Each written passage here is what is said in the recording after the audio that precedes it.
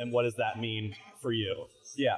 So this is a weird year where the off season is basically only 2 months. Yeah. Usually we would have the better part of November to April, almost 6 months completely off to really shut down, rest, recover, refocus, train through the off season, and then get ready for the first big event. But this year we had, a postponement late last year, put the 23 season finale in January. We had an unusual World Championship in February.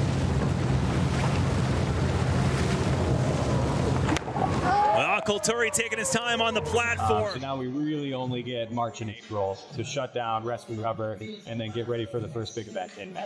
Mm-hmm. And so having this time scrunched up is a challenge. The importance of totally shutting down, unplugging, recharging your batteries can't be overstated.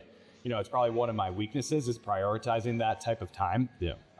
But if you don't do it, you're going to run yourself into a wall, and you'll most likely overtrain and get yourself injured, which is what I'm basically facing.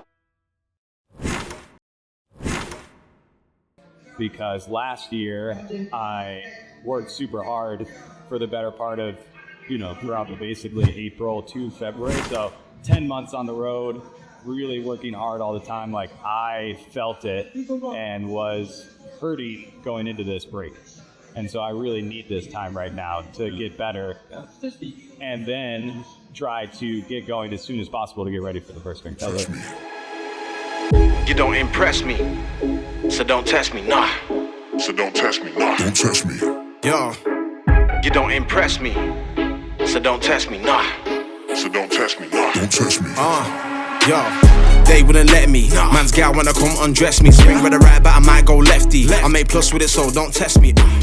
They wouldn't let me. Man's gal wanna come undress me. Swing with a right, but I might go lefty. I think it's a process of maturing as a person and as an athlete, and it's also what your body goes through with physical changes. This time of the season and focusing more on mobility and prehab and rehab is something that you have to do as you get older and more experienced as an athlete. Yeah. So when you're younger and you're kind of flying by the seat of your pants and you're going from spot to spot, maximizing party and experience, that's awesome and it's super fun.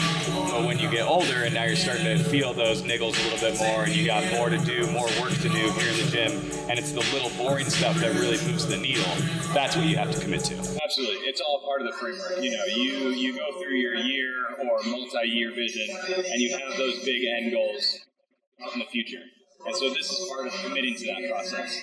And so I know if I want to feel my best competing throughout the season, this is the time that I have to be mindful and 100% focused on the process that I'm in. Don't dress me, swing with a right, but I might go lefty. I made plus with it, so don't test me, nah.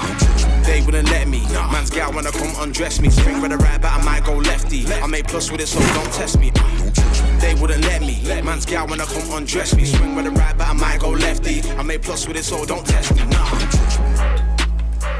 So don't test me, nah. So don't test me, nah. Don't test me. A cliff dive in totality is usually around 3 seconds. Yeah. And so you're talking about a minute to a couple minutes of real work throughout the year. So it's a lot of hurry up and wait. And you can be stressed out so much throughout the day, throughout the season of these looming events where you're looking over the edge of a 100-foot cliff and you've got, fatal consequences down below. Yeah.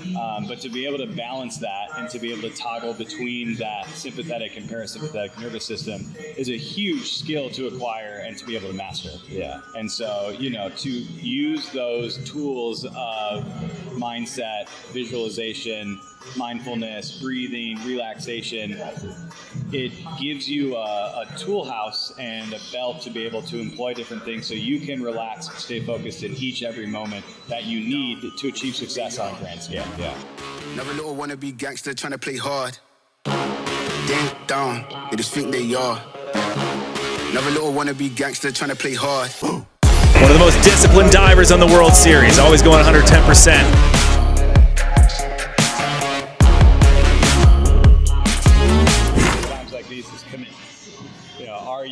Are you fully bought in? Are you dialed to 11? You know, especially on the down days, especially on the boring days, especially on the easy days. You know, can you put in the effort day in and day out? That's going to get you to where you want to go. Being able to turn off the competitive side and focus on the process, which is being really 100% committed to these little mindless details almost that can be. You know, people will look at this stuff and say that it's like minute stuff, like physio is boring, rehab and PT is monotonous and, you know, can be very little details that people overlook. But when you're fully committed to the process like this is something that requires your 100% commitment. That's what's going to get you the 1% better each day. Yeah.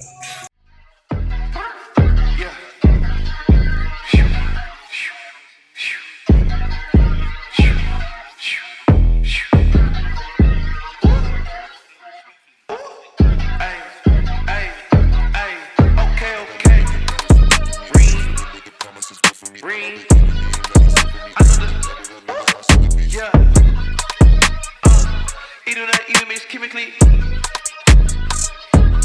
we got the remedy. College and Giants, selling the streets, we buying it. Ring. Okay. We ain't about it, but God did it.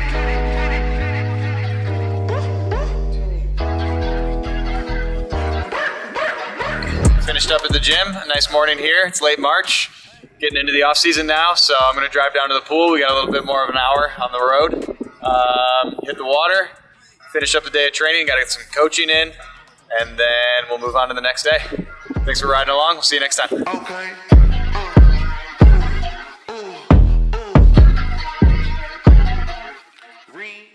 It's great. It's great. This is awesome. You're just standing there. This is amazing.